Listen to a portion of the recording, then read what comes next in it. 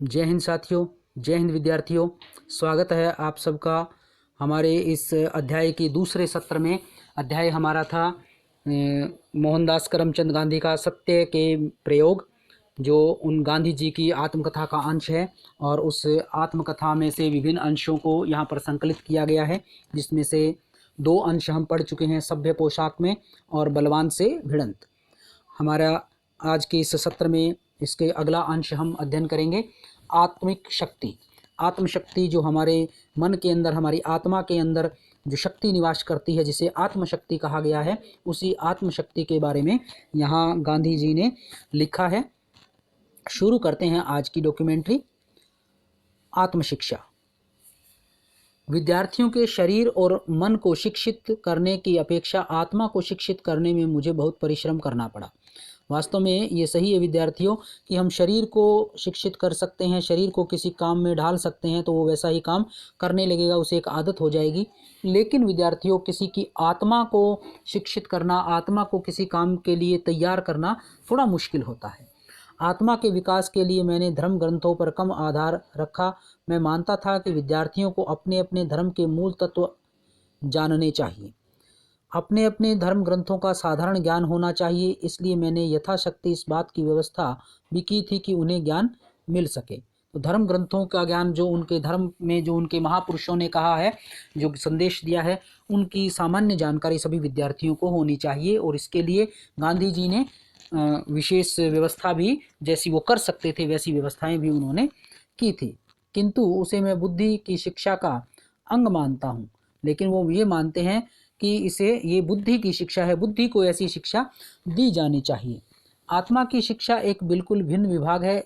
इसमें टॉलस्टॉय आश्रम के बालकों को सिखाने लगा। उससे पहले ही जान चुका था कि आत्मा का विकास करने का अर्थ चरित्र का निर्माण करना, ईश्वर का ज्ञान पाना, आत्मज्ञान प्राप्त करना। इस ज्ञान को प्राप्त करने में बालकों को बहुत ज़्यादा मदद की जरूरत होती है और इसके बिना दूसरा ज्ञान व्यर्थ है, हानिकारक भी हो सकता है। तो गांधी जी का मानना था विद्यार्थियों कि सबसे पहले आत्मा का ज्ञान होना चाहिए, और आत्मा का ज्ञान जब होगा तो चरित्र का निर्माण करना होगा, चरित्र का निर्माण तो ईश्वर का ज्ञान पाना होगा, आत्मज्ञान प्राप्त करना होगा। और इस ज्ञान को प्राप्त करने के लिए बालकों को बहुत ज़्यादा मदद की भी जरूरत है। तो विद्यार्थियों, ये सारी चीज़ें एक दूसरी से जुड़ी हुई है, और अगर आत्मज्ञान नहीं होगा तो इस आत्मज्ञान के बिना दूसरा ज्ञान कोई भी दिया जाए तो वो हानिकारक हो सकता है। ये ऐसे विचार गांधी जी के थे। मेरा ऐसा विश्वास था, मैंने सुना था कि लोगों में यह भ्रम फैला हुआ है कि आत्मज्ञान चौथे आश्रम में प्राप्त होता है। तो लोगों में ये विश्वास है कि जब आत्मज्ञान है, वो वृद्धावस्था में, जो 4 आश्रम माने गए हैं उसके चौथे आश्रम में, वृद्धावस्था में आत्मज्ञान की प्राप्ति होती है। लेकिन लेखक कहता है ये सब भ्रम की बातें हैं, ऐसा सही नहीं है। लेकिन जो लोग इस अमूल्य वस्तु को चौथे आश्रम की तक मुलतवी रखते हैं, वे आत्मज्ञान प्राप्त नहीं करते हैं। तो जो लोग ये सोचते हैं कि चौथे आश्रम में आत्मज्ञान प्राप्त होगा, वो चौथे आश्रम तक इसे स्थगित रखते हैं कि अभी आत्मज्ञान प्राप्त नहीं हो सकता, ऐसा जो सोच लेता है उसे आत्मज्ञान की प्राप्ति नहीं हो सकती। यद्यपि बुढ़ापा और दयाजनक बचपन पाकर पृथ्वी पर भार रूप बनकर जीते हैं, इस प्रकार का सार्वत्रिक अनुभव पाया जाता है। संभव है कि सन 1911-12 में इन विचारों को इस भाषा में न रखता, पर मुझे इस अच्छी तरह याद है कि उस समय मेरे विचार इसी तरह के थे। तो जिस समय की घटना का लेखक वर्णन कर रहा है, उस समय लेखक के विचार इसी तरह के थे और वो इसी तरह से अपनी बात को रखते हैं। आत्मशिक्षा किस प्रकार दी जाए? मैं बालकों में भजन गवाता, उन्हें नीति की पुस्तकें पढ़कर सुनाता, किंतु इससे मुझे संतोष न होता। बालकों में आत्मशिक्षा कैसे आए, आत्मशिक्षा कैसे दी जाए, कैसे उनकी आत्मा को जगाया जाए, नीति की पुस्तकें पढ़ाई जाए, भजन सुनाए जाएं, तो इन सब चीज़ों से तो लेखक को संतोष नहीं हुआ। तो विद्यार्थी उन्होंने क्या किया, ये देखते हैं। जैसे जैसे उनके संपर्क में आता गया, मैंने यह अनुभव किया कि यह ज्ञान पुस्तकों द्वारा तो दिया ही नहीं जा सकता। लेखक का मानना है कि आत्मज्ञान है वो पुस्तकों के द्वारा नहीं दिया जा सकता। तो फिर किसके द्वारा दिया जाएगा विद्यार्थियों? देखिए, लेखक कहता है कि शरीर की शिक्षा जिस प्रकार शारीरिक कसरत द्वारा दी जाती है और बुद्धि की बौद्धिक कसरत द्वारा, उसी प्रकार आत्मा की शिक्षा आत्मिक कसरत द्वारा दी जा सकती है। तो शारीरिक शिक्षा शरीर की शिक्षा दी जाती है, वो कसरत करके व्यायाम करके दी जाती है। बौद्धिक कला कौशल के द्वारा बौद्धिक समस्याओं को हल करवा करके बुद्धि की शिक्षा दी जाती है। तो इस प्रकार लेखक ये मानते थे कि आत्म शिक्षा भी आत्मा की कसरत करवा के दी जा सकती है। आत्मा की कसरत शिक्षक के आचरण द्वारा ही प्राप्त की जा सकती है, और आत्म की जो कसरत है वो शिक्षक के आचरण पर निर्भर करती है कि शिक्षक का आचरण किस तरह का है। जैसा शिक्षक का आचरण होगा उसी तरह की शिक्षा उसके विद्यार्थी पाएंगे। अतएव युवक हाजिर हो चाहे ना हो, शिक्षक को सावधान रहना चाहिए कि वहाँ उसके विद्यार्थी हैं वो उपस्थित हो और चाहे ना हो, बस उस अध्यापक को, शिक्षक को सावधान रहना चाहिए, हर समय उसे सचेत रहना चाहिए। लंका में बैठा हुआ शिक्षक भी अपने आचरण द्वारा अपने शिष्यों की आत्मा को हिला सकता है।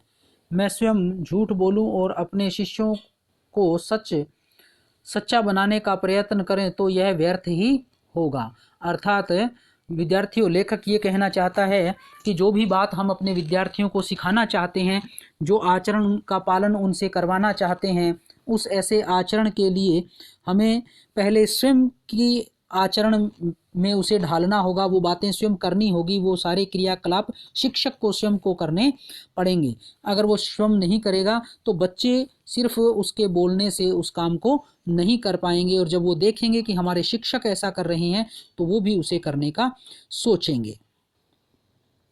डरपोक शिक्षक शिष्यों को वीरता नहीं सिखा सकता। जो शिक्षक स्वयं डरपोक है या डरता है वो वीरता नहीं सिखा सकता, क्योंकि वो वीरता का काम स्वयं कोई नहीं कर सकता तो वो दूसरों को सिखा भी कैसे पाएगा। प्रत्यक्ष उदाहरण जब दिया जाएगा तभी विद्यार्थी उस काम को कर सकेंगे। मैंने देखा कि मुझे अपने पास रहने वाले युवक और युवतियों के सम्मुख पदार्थ पाठ सा बनकर रहना चाहिए। इस कारण मेरे शिष्य मेरे शिक्षक बने। मैं यह समझा कि मुझे अपने लिए नहीं बल्कि उनके लिए अच्छा बनना है और रहना चाहिए। गांधी जी ने कहा, मैं अपने विद्यार्थियों के लिए अच्छा बना क्योंकि मैं ये सोचता था जब मैं अच्छा बनूंगा तो ही मेरे विद्यार्थी अच्छे बनेंगे। अतएव कहा जा सकता है कि टॉलस्टॉय आश्रम का मेरा अधिकतर संयम इन युवाओं और युवतियों की बदौलत था। तो लेखक कहते हैं, टॉलस्टॉय आश्रम में जब मैं था तो मैंने अपने आप पर जितना संयम रखा वह इन विद्यार्थियों के कारण ही था। आश्रम में एक युवक बहुत उधम मचाता था, झूठ बोलता था, किसी से दबता नहीं था और दूसरों के साथ लड़ता झगड़ता रहता था। एक दिन उसने बहुत ही उधम मचाया। मैं घबरा उठा। मैं विद्यार्थियों को कभी सजा न देता था। इस बार मुझे बहुत क्रोध आया। मैं उसके पास पहुंचा। समझाने पर भी वह किसी प्रकार समझता न था। उसने मुझे धोखा देने का प्रयत्न किया। मैंने अपने पास पड़ा हुआ रूल उठाकर उसकी बाह पर दे मारा। एक डंडा था जो गांधी जी ने उस उधम मचाने वाले छात्र के बाह पर देकर जोर से दे मारा। मारते समय मैं कांप रहा था। इससे उसने देख लिया होगा। मेरी ओर से ऐसा अनुभव किसी विद्यार्थी को इससे पहले नहीं हुआ था। अर्थात कोई शारीरिक दंड गांधी जी ने पहले कभी भी विद्यार्थी को नहीं दिया था। विद्यार्थी रो पड़ा। उसने मुझसे माफ़ी मांगी। उसे डंडा लगा और चोट पहुंची। इससे वह रोया न था। अगर वह मेरा मुकाबला करना चाहता तो मुझसे निपट सकने की शक्ति उसमें थी। उसकी उम्र कोई 17 साल की रही होगी। उसका शरीर सुगठित था। मेरे रूल में उसे मेरे दुख का दर्शन हो गया। इस घटना के बाद उसने फिर कभी मेरा सामना नहीं किया, लेकिन उसे रूल मारने का पछतावा मेरे दिल में आज तक बना हुआ है। मुझे भय है कि उसे मारकर मैंने अपनी आत्मा का नहीं बल्कि अपनी पशुता का ही दर्शन कराया था। हुआ ये था विद्यार्थियों कि लेखक ने एक विद्यार्थी की पिटाई कर दी, उसे शारीरिक दंड दिया। लेकिन जब शारीरिक दंड वो दे रहे थे गांधी जी, तो गांधी जी के हाथ कांप रहे थे और अचानक से उन्हें क्रोध आ गया और उन्हें वो डंडा उस विद्यार्थी को मार दिया। लेकिन जब विद्यार्थी रोने लगा तो गांधी जी कहते हैं कि वो वास्तव में डंडा लगने से नहीं रोया, डंडे का तो वो मुकाबला कर सकता था, वो मेरा भी मुकाबला कर सकता था, लेकिन मैं नहीं चाहते हुए मैंने उसे डंडा मारा। इसलिए शायद उसे पता चल गया था कि मैं उसे मारना नहीं चाहता, बल्कि उसने स्वयं गांधी जी को उस पर हाथ, अपने ऊपर हाथ उठाने या उस विद्यार्थी पर हाथ उठाने के लिए मजबूर कर दिया। तो ये जो पता चल गया, दुख का दर्शन उस विद्यार्थी को हो गया, उसके कारण उस विद्यार्थी ने फिर कभी भी किसी तरह की कोई शरारत नहीं की। बालकों को मार पीट कर पढ़ाने का मैं हमेशा विरोधी रहा हूँ। मुझे एक ऐसी ही घटना याद है जब मैंने लड़कों में से एक को पीटा। रूल से पीटने से मैंने उचित कार्य किया या नहीं, इसका निर्णय आज तक नहीं कर सका।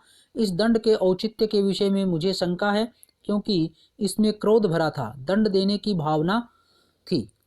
कि मैंने उस विद्यार्थी को जब पीटा तो वो पीट के मैंने ठीक किया या नहीं किया ये तो मुझे नहीं पता, लेकिन मैंने उसको पीट दिया, तो ये औचित्य, वो उचित था या नहीं था, शंका है मुझे। गांधी जी ऐसा कहते हैं विद्यार्थियों। गांधी जी अपनी इस बात के पक्ष में क्या कहते हैं, क्यों उन्हें शंका थी औचित्य पर कि उचित किया या अनुचित किया। शंका इसलिए थी क्योंकि गांधी जी कहते हैं कि एक तो मुझे उस विद्यार्थी की शरारत के ऊपर क्रोध आ गया था, और दूसरा मैं मुझे सज़ा देना चाहता था, इसलिए मैंने सज़ा दे दी।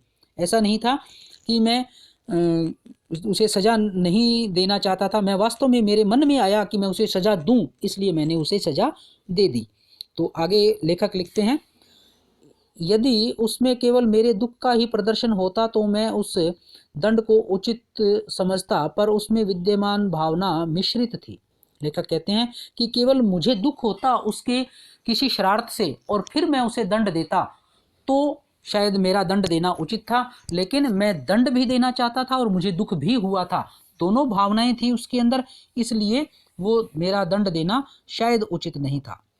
इस घटना के बाद तो मैं विद्यार्थियों को सुधारने की अच्छी रीति सीखा। यदि इस कला का उपयोग मैंने उक्त अवसर पर किया होता तो उसका कैसा परिणाम होता यह मैं नहीं कह सकता, पर युवक को तो इस घटना को तुरंत भूल गया, यह नहीं कह सकता कि उसने बहुत सुधार हो गया, पर उस घटना ने मुझे इस बात के लिए सोचने को विवश किया कि विद्यार्थियों के प्रति शिक्षक का धर्म क्या धर्म है। उसके बाद युवकों द्वारा ऐसे ही दोष हुए, लेकिन मैंने फिर कभी दंड नीति का भोग नहीं किया। इस प्रकार आत्मिक ज्ञान देने के प्रयत्न में मैं स्वयं आत्मा के गुण को अधिक समझने लगा। तो आत्म शिक्षा के संबंध में गांधी जी के विचार थे कि अध्यापक स्वयं अपने आचरण में वो वैसा ही व्यवहार लाए जैसा वो विद्यार्थियों से करवाना चाहता है। अब इसके बाद विद्यार्थियों, गांधी जी पहुंच गए हैं शांति निकेतन, और शांति निकेतन में जो कुछ हुआ उसके बारे में हम यहाँ करते हैं विचार, चर्चा करते हैं। शांति निकेतन में क्या हुआ, राजकोट से मैं शांति निकेतन गया। वह स्थान वहाँ शांति निकेतन के अध्यापकों और विद्यार्थियों ने मुझ पर अपना प्रेम बरसाया। स्वागत की विधि में सादगी, कला और प्रेम सुंदर मिश्रण था। वहाँ मैं काका साहब कालेलकर से पहल मिला। कालेलकर काका साहब क्यों कहलाते थे यह मैंने उस समय नहीं जानता था, लेकिन बाद में मालूम हुआ कि केशव देशपांडे जो विलायत में मेरे समकालीन थे और जिनके साथ विलायत में मेरा अच्छा परिचय हो गया था, बड़ौदा राज्य में गंगानाथ विद्यालय चला रहे थे। उनकी अनेक भावनाओं में से एक यह भी था कि विद्यालय में पारिवारिक भावना होनी चाहिए। इस विचार से वहाँ सब अध्यापकों के नाम रखे गए थे। उनमें कालेलकर को काका नाम मिला और फड़के मामा मने, हरिहर शर्मा अणा कहलाए। दूसरों के भी यथा योग्य नाम रखे गए। काका के साथी के रूप में आनंदानंद और मामा के मित्र के नाते पटवर्धन आगे चलकर इस कुटुंब में सम्मिलित हुए। तो विद्यार्थियों, था ये कि गांधी जी के एक मित्र थे, सहपाठी थे, केशव राव देशपांडे। वो विलायत में भी उनके साथ थे, उनके साथ इनका अच्छा परिचय था। तो एक गंगानाथ विद्यालय नाम से एक विद्यालय चलाते थे बड़ौदा में, जहां उन्होंने बड़ौदा में ही जो इतने भी अध्यापक थे उनके विद्यालय में उनके इस तरह के नाम रखे थे। तो काका साहब को कालेलकर साहब को काका नाम वहां पर मिला था। और अन्य अन्य लोगों को भी इसी तरह से नाम मिले, इसलिए वो कालेलकर साहब काका कालेलकर कहलाए। दूसरों के भी इसी तरह से यथायोग्य नाम रख दिए गए थे, सबको उनके अपने अपने इस तरह के नए नए नाम मिल गए। इस कुटुंब के उपयुक्त पांचों सदस्य एक के बाद एक मेरे साथी बने। देशपांडे साहब के नाम से पुकारे जाने लगे। साहब का विद्यालय बंद होने पर वह कुटुंब बिखर गया, पर इन लोगों ने अपना आध्यात्मिक संबंध न छोड़ा। काका साहब भिन्न भिन्न अनुभव प्राप्त करने में लग गए। इसी सिलसिले में वे एक समय शांति निकेतन में रहते थे। इसी मंडल में एक और सदस्य चिंतामणि शास्त्री भी वहाँ रहते थे। ये दोनों संस्कृत सिखाने में हिस्सा लेते थे। तो काका साहब और एक दूसरे जो चिंतामणि शास्त्री थे वो संस्कृत सिखाते थे। नए नए अनुभव काका कालेलकर साहब ले रहे थे, इसलिए वो अलग अलग जगह जा रहे थे। शांति निकेतन में मेरे मंडल को अलग से ठहराया गया, जहाँ मगनलाल गांधी उस मंडल को संभाल रहे थे। तो अपने दल के साथ गांधी जी गए, इनको अलग से ठहरा दिया गया और फिनिक्स आश्रम के सब नियमों का पालन सूक्ष्मता से कराते थे। फिनिक्स के आश्रम में कुछ नियमों का पालन किया जाता था, उन्हीं नियमों का पालन यहाँ इनके द्वारा इस आश्रम में, यहाँ शांति निकेतन में भी किया जा रहा था। मैंने देखा कि उन्होंने अपने प्रेम, ज्ञान और उद्योग के कारण शांति निकेतन में अपनी सुगंध फैला दी थी। एंड्रेज जो यहाँ थे ही प्रियर्सन थे, जगदानंद बाबू, नेपाल बाबू, संतोष बाबू, शितिमोहन बाबू, नगेन बाबू, शरद बाबू, काली बाबू के साथ हमारा खासा संपर्क था। तो ये वह विद्वान लोग थे जिनका गांधी जी के साथ संपर्क था। वो सारे लोग इन्हें शांति निकेतन में मिले। अपने स्वभाव के अनुसार मैं विद्यार्थियों और शिक्षकों से घुल मिल गया और स्व परिश्रम के विषय में चर्चा करने लगा। मैंने वहाँ के शिक्षकों के सामने यह बात रखी कि वैतनिक रसोइयों के बदले शिक्षक और विद्यार्थी अपनी रसोई स्वयं बना ले। तो जो रसोइये रखे गए हैं, जिन्हें सैलरी दी जाती थी, नौकरी पर रखा गया था, उनकी जगह अगर विद्यार्थी स्वयं भोजन बनाए तो ये ज़्यादा उत्तम था। ये विचार गांधी जी ने वहाँ रखा। ऐसा करने से आरोग्य और नीति की दृष्टि से रसोई घर पर शिक्षक समाज का प्रभुत्व स्थापित होगा और विद्यार्थी स्वावलंबन तथा स्वयं पाक का पदार्थ पाठ सीखेंगे। कि एक तो जो है रोगों से मुक्ति मिलेगी, अच्छा खाना बनेगा, और दूसरा है विद्यार्थी भी स्वयं पाकी, स्वयं पकाने वाले और स्वावलंबी, स्वयं पर अवलंबित, स्वयं पर आश्रित हो जाएंगे। एक दो शिक्षकों ने सिर हिलाया। कुछ लोगों को यह प्रयोग बहुत अच्छा लगा, नई चीज, और यह कैसी भी क्यों ना हो, बालकों को तो अच्छी लगती ही है। इस न्याय से यह चीज़ भी उन्हें अच्छी लगी और प्रयोग शुरू हुआ। जब कविश्री के सामने यह चीज़ रखी गई तो उन्होंने अपनी सम्मति दे दी। यदि शिक्षक अनुकूल हो तो स्वयं उन्हें यह प्रयोग अवश्य पसंद होगा। उन्होंने विद्यार्थियों से कहा, इसमें स्वराज्य की चाबी मौजूद है। तो इसी बात में कि स्वयं के लिए खाना स्वयं द्वारा बनाया जाए, अर्थात सब मिलजुल कर खाना बनाने, तो एक स्वराज्य की चाबी भी है, एकता की भावना भी उन लोगों में आएगी। ऐसा गांधी जी ने विद्यार्थियों को बताया। प्रियर्सन ने प्रयोग के सफल बनाने में अपने आप को खपा दिया। उन्होंने यह बहुत अच्छा लगा। एक मंडली साग काटने वालों की बनी, दूसरी अनाज साफ करने वालों की। रसोई घर के आसपास शास्त्रीय ढंग से सफाई रखने के काम में नगेन बाबू आदि जुट गए।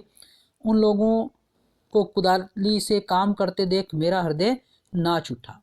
तो सब लोग काम में जुट गए थे, सब इस प्रयोग को सफल बनाने के लिए तैयार थे।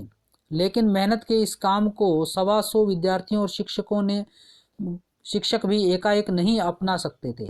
मेहनत का काम था, विद्यार्थियों और शिक्षकों का पढ़ाना था, तो ये मेहनत वाला काम वो एकदम से नहीं अपना सकते थे, उन्हें कुछ समय इसमें लगा। अतएव रोज चर्चाएं चलती, कुछ लोग थक जाते, परंतु प्रियर्सन क्यों थकने लगे। वे हंसते चेहरे से रसोई घर के किसी न किसी काम में जुटे ही रहते। बड़े बड़े बर्तन मांजना उन्हीं का काम था। बर्तन मांजने वाली टुकड़ी की थकान उतारने के लिए कुछ विद्यार्थी वहाँ सितार बजाते थे, ताकि बर्तन मांजने वाले थके नहीं, इसलिए सितार उन्हें संगीत सुनाया जाता था। विद्यार्थियों ने प्रत्येक काम को पर्याप्त उत्साह से लिया और समूचा शांति निकेतन मधुमक्खियों की छाते की भांति गूंजने लगा। जैसे मधुमक्खियां उड़ती हैं तो उनका छत्ता एक मधुर गुंजार करता है, वैसे ही शांति निकेतन में भी उत्साह बना हुआ था। इस प्रकार के फेर फार पर जब एक बार शुरू हो जाते हैं तो फिर वे रुक नहीं पाते। फिनिक्स का रसोईघर स्वावलंबी बन गया। यही नहीं, बल्कि उसमें रसोई भी बहुत सादी बनती थी। मसालों का त्याग किया गया था, अतएव भात, दाल, साग तथा गेहूं के पदार्थ भी भाप के द्वारा ही पका लिए जाते थे। बंगाली खुराक में सुधार करने के विचार से उस प्रकार का एक रसोई घर शुरू किया गया। उसमें एक दो अध्यापक और कुछ विद्यार्थी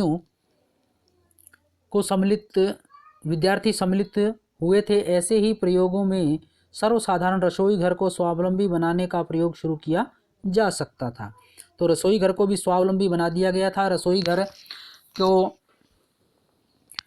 वो सब स्वयं मिलकर ही काम करते थे। साफ सफाई, अनाज साफ करना, सब्जी काटना, सब्जी बनाना, बर्तन साफ करना, ये सारे काम विद्यार्थी स्वयं करते थे। इस प्रकार से रसोई घर था वो स्वावलंबी बन गया विद्यार्थियों।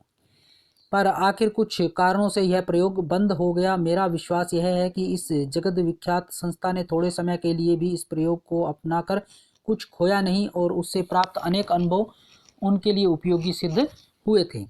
प्रयोग के रूप में ये शुरू किया गया था विद्यार्थियों, और ये कुछ समय के बाद बंद हो गया। लेकिन गांधी जी का मानना है कि चाहे कुछ समय के लिए ही ये प्रयोग हुआ हो, लेकिन सब लोगों ने कुछ न कुछ इससे सीखा ही है, और वो सीखा भी ऐसा है जो जीवन में उनके काम आने वाला है। मेरा विचार शांति निकेतन में कुछ समय रहने का था, किंतु विधाता मुझे ज़बरदस्ती घसीट ले गया। मैं मुश्किल से वहाँ एक हफ्ता रहा होऊंगा कि इतने में पूना से गोखले ने अवसान का तार मिला। शांति निकेतन में शोक में डूब गया। सब मेरे पास संवेदना के लिए आए। मंदिर में विशेष सभा की गई और गंभीर दृश्य अपूर्व था। गोपाल कृष्ण गोखले जी जो थे, उनका देहावसान हो गया, इसलिए सब लोग बड़े दुखी हो गए थे और उनके आत्मिक शांति के लिए एक शोक सभा का आयोजन भी वहाँ किया गया।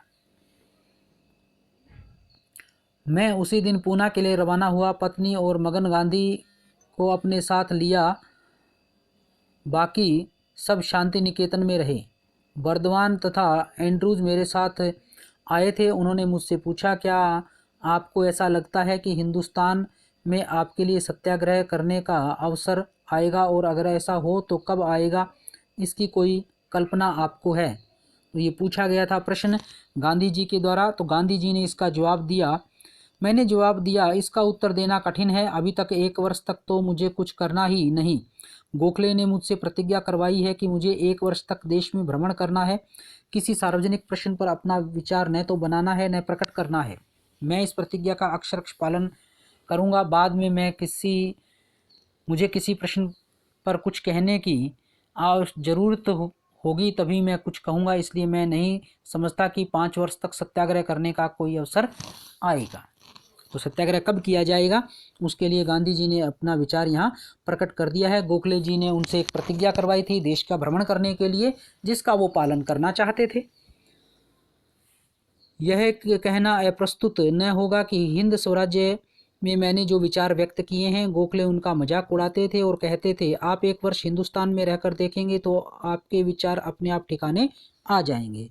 तो गोखले जी गांधी जी से कहते थे कि ये देश किस तरह का है, कैसे लोग यहाँ निवास करते हैं, वो तो तुम जब यहाँ रहोगे तभी तुम्हें पता चलेगा। अब गांधी जी ने देश की आज़ादी के लिए अपना योगदान दिया। उसी में एक योगदान था कि सभी लोग विदेशी वस्त्रों का बहिष्कार कर खादी के वस्त्र पहने। खादी के वस्त्र बनाना इतना आसान नहीं था विद्यार्थियों, क्योंकि किसी को चरखा चलाना नहीं आता था। चरखा चलाना सीखे कहाँ से, क्योंकि उनके पास तो चरखा ही नहीं था। तो ये बहुत सारी समस्याएं आई थी, और उन समस्याओं को देखते हुए ही अपने सारे अनुभव यहाँ गांधी जी ने लिखे हैं। खादी का जन्म, इस अंश के अंतर्गत मुझे याद नहीं पड़ता कि सन 1908 तक मैंने चरखा या करघा कहीं देखा हो। 1908 तक गांधी जी ने ना तो चरखा देखा था ना करघा देखा था। फिर भी मैंने हिंद स्वराज्य में यह माना था कि चरखे के जरिए हिंदुस्तान की कंगालियत मिट सकती है, और यह तो सबके समझ सकने की बात है कि जिस रास्ते भुखमरी मिटेगी उसी रास्ते स्वराज्य मिलेगा। गांधी जी का मानना था कि चरखे के द्वारा भारत की जो गरीबी है उसे मिटाया जा सकता है, और यदि गरीबी मिट गई तो स्वराज्य आने में फिर समय नहीं लगेगा। सन 1915 में मैं दक्षिण अफ्रीका से हिंदुस्तान वापस आया। तब भी मैंने चरखे के दर्शन नहीं किए थे। आश्रम के खुलते ही उसमें करघा शुरू किया था। करघा शुरू करने में भी मुझे बड़ी मुश्किल का सामना करना पड़ा। हम सब अनजान थे, अतएव करघे के मिल जाने पर भी करघा चला नहीं सकता था। तो किसी को करघा चलाना नहीं आता था, बड़ी समस्या थी, और कैसे उसको शुरू किया जाए। करघा तो मिल गया लेकिन चलाए कौन। आश्रम में हम सब कलम चलाने वाले या व्यापार करने वाले लोग इकट्ठे हुए। हम में कोई कारीगर नहीं था, इसलिए करघा प्राप्त करने के बाद बुनना सिखाने वाले की आवश्यकता पड़ी। काठियावाड़ और पालनपुर में करघा मिल और एक सिखाने वाला आया। उसने अपना पूरा हुनर नहीं बताया, पर मगनलाल गांधी शुरू किए हुए काम को जल्दी छोड़ने वाले न थे। उनके हाथ में कारीगरी तो थी, इसलिए उन्होंने बुनने की कला पूरी तरह समझ ली, और फिर आश्रम में एक के बाद एक नए नए बुनने वाले तैयार हुए। मगनलाल गांधी जी ने सीख ली अब कलाकारी कपड़ा बुनने की, और उन्होंने आगे सिखाना भी शुरू कर दिया। लेकिन इसके अतिरिक्त भी और कई सारी समस्याएं थी। हमें तो अब अपने कपड़े तैयार करके पहनने थे, इसलिए आश्रम वासियों ने मिल के कपड़े पहनना बंद किया और निश्चय किया कि हाथ करघे पर देसी मिल के सूत का बुना हुआ कपड़ा पहनेंगे। ऐसा करने में हमें बहुत कुछ सीखने को मिला। हिंदुस्तान के बुनकरों के जीवन की, उनकी आमदनी की, सूत प्राप्त करने में होने वाली उनकी कठिनाई की, इसमें से किस प्रकार ठगे जाते थे और आखिर किस प्रकार दिन दिन कर्जदार हो जाते थे, इस सब की जानकारी हमें मिली। तो गांधी जी ने जब स्वयं कपड़ा बुनने की बात सोची तो उन्हें पता चला कि भारतीय जो कारीगर हैं, कपड़ा बुनकर हैं, उन्हें किन किन समस्याओं का सामना करना पड़ता है, क्यों वो दिनों दिन कंगाल होते जा रहे हैं। ये बातें उन्हें पता चली। इन सब की जानकारी हमें मिली। हम स्वयं अपना सब कपड़ा तुरंत बुन सकें, ऐसी स्थिति तो थी ही नहीं कि इतना कपड़ा बनाया जा सके कि हम तुरंत कपड़ा बना करके पहन सकें, ऐसी स्थिति नहीं थी। इस कारण से बाहर के बुनकरों से हमें अपनी आवश्यकता का कपड़ा बनवाना पड़ता था। देसी मिलों का सूत का हाथ से बुना कपड़ा झट मिलता नहीं था। बुनकर सारा अच्छा कपड़ा विलायती सूत का ही बुनते थे।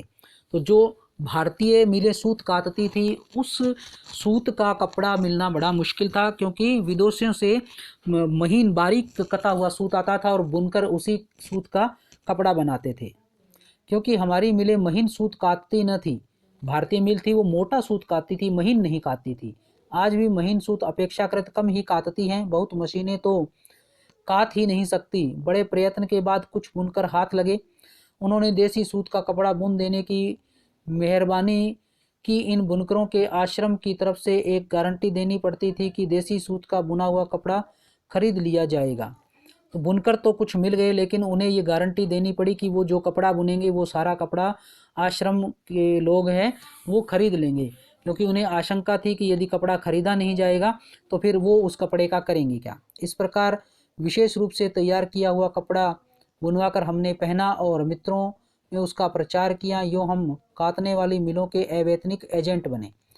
मिलों के संपर्क में आने पर उनकी व्यवस्था की और उनकी लाचारी की जानकारी हमें मिली। किस तरह से वो लाचार थे, क्यों मजबूर थे विलायती सूत का कपड़ा तैयार करने के लिए, तो ये गांधी जी को अब यहाँ आके पता चला। हमने देखा कि मिलों का ध्येय खुद काटकर खुद ही बुनना था। वे हाथ करघे की सहायता स्वेच्छा से नहीं बल्कि अनिच्छा से करती थी। तो जो मिलें थी वो खुद ही काटने का काम और खुद ही कपड़ा बुनने का काम करती थी, इसमें उन्हें ज़्यादा फायदा था। यह सब देखकर हम हाथ से काटने के लिए अधीर हो उठे। हमने देखा कि जब तक हाथ से काटेंगे नहीं तब तक हमारी पराधीनता बनी रहेगी।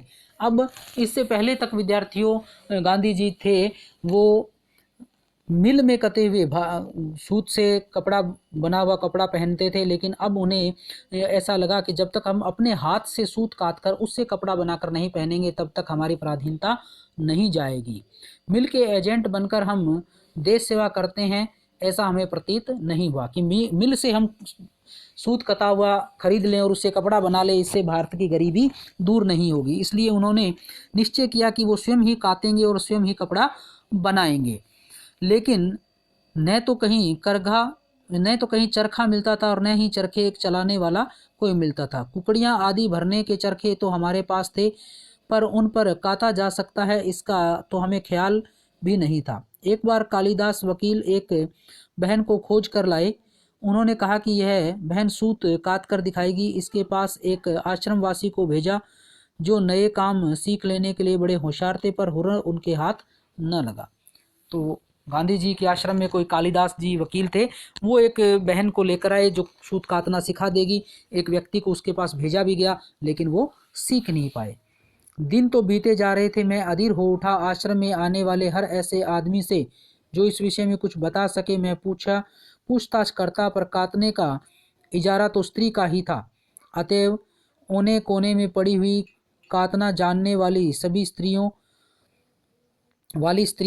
स्त्री तो किसी स्त्री को ही मिल सकती है। अब कहीं भी देश भर में, कहीं भी, किसी भी कोने में, किसी भी क्षेत्र में कोई स्त्री है जो कातना जानती है, उससे मिलना बड़ा आवश्यक हो गया था। तो विद्यार्थियों, ऐसा स्त्री ही स्त्री के बारे में बता सकती है, ये एक बड़ी समस्या हो गई। सन 1917 में मेरे गुजराती मित्र मुझे भड़ोच शिक्षा परिषद में घसीट ले गए। वहाँ महासाहसी विधवा बहन गंगाबाई मुझे मिली। वे पढ़ी लिखी अधिक नहीं थी, पर उनमें हिम्मत और समझदारी साधारण जितनी शिक्षित बहनों में होती है उससे अधिक थी। कि वो बहन ही थी, वो बड़ी समझदार थी, इससे अधिक थी। उन्होंने अपने जीवन की अस्पृश्यता की जड़ काट डाली। वे बेधड़क दलितों से मिलती और उनकी सेवा करती। उनके पास पैसा था, पर अपनी आवश्यकताएं बहुत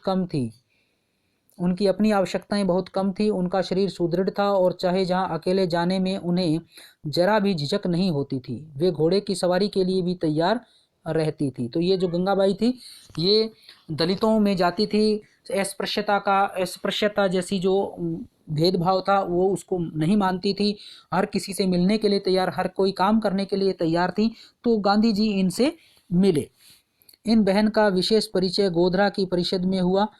अपना दुख मैंने इनके सामने रखा और दमयंती जिस प्रकार नल की खोज में भटकती थी, उसी प्रकार चरखे की खोज में भटकने की प्रतिज्ञा करके उन्होंने मेरा बोझ हल्का कर दिया।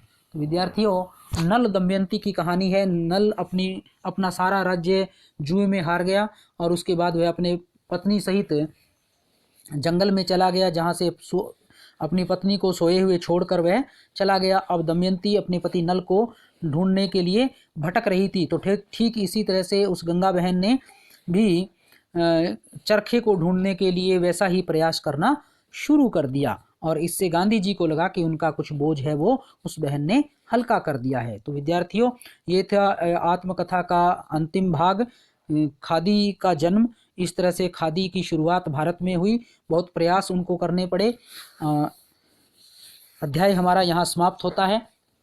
पीडीएफ का लिंक डिस्क्रिप्शन में आपको मिल जाएगा, वहाँ से आप पीडीएफ डाउनलोड कर सकते हैं। और इतना ही नहीं, इसके अतिरिक्त जितने भी अध्याय हम पढ़ चुके हैं उन सभी की पीडीएफ का लिंक आपको डिस्क्रिप्शन में मिल जाएगा। तो आप अच्छे से अध्ययन करें। मिलते हैं अगली वीडियो डॉक्यूमेंट्री में। तब तक के लिए धन्यवाद। जय हिंद, जय भारत।